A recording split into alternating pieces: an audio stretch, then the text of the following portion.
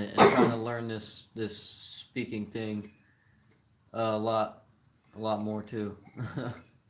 Yeah, working on my words, my vocabulary, my rhetoric, my yeah everything, how I think about things and how I speak them out loud. Because yeah, that was a big thing for me too, as I realized when I started to see things is yeah, I cannot speak worth a bad word. Hmm.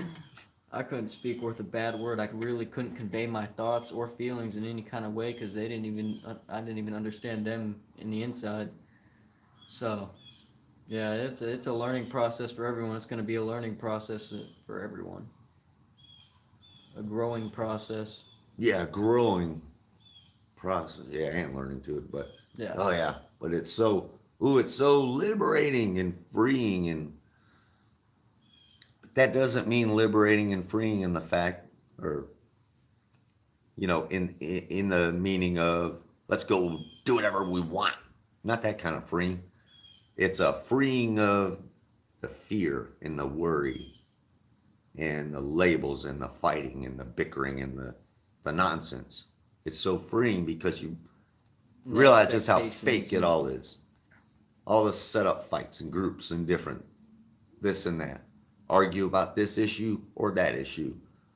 Which side of it doesn't matter as long as you're arguing. Which issue doesn't matter as long as you're arguing.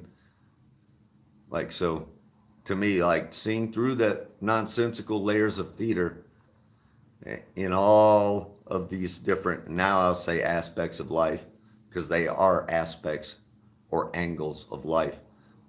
And nature doesn't work like that, doesn't work in all these angles that are constructed the way they are. Nature is more flowing. Nature works with itself in harmony, at least it tries. What messes that up? Well, it's when folks start getting all angular on things and start to get their narrow focus driven on, oh, this or that because me, I want. Yeah. And that causes issues. Has caused a lot of issues. a Oh, big one. yeah. Yeah, I was gonna say a big one is the want to be right, Yeah. want their perspective to be true. Yeah, they don't people don't like being wrong. Who likes being wrong? It's a thing, and to be wrong about your whole entire experience, to yeah admit to yourself that you had been lied to and you had been acting out a whole entire lie, your whole life all the way up till right now. Ooh. That's a hard pill to swallow right there. Ooh, it is. Yeah, That's a tough one. It is. but necessary Yeah. And then the thing with that though applies. is to realize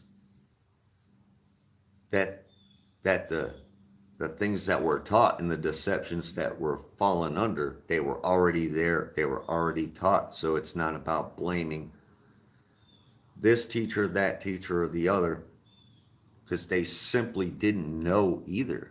Because who would think? I never would have thought being born into this place that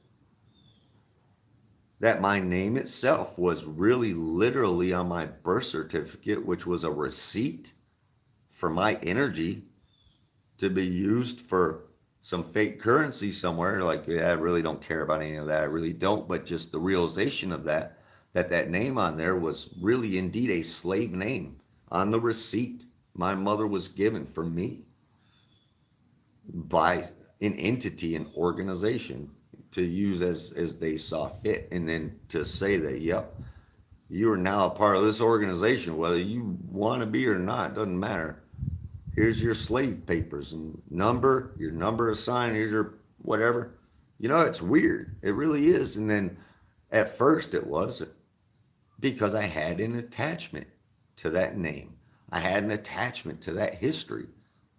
I had an attachment to everything I used to think I was and believe in what I strived to achieve and do. I had to admit that it was all set up. And it wasn't set up by me.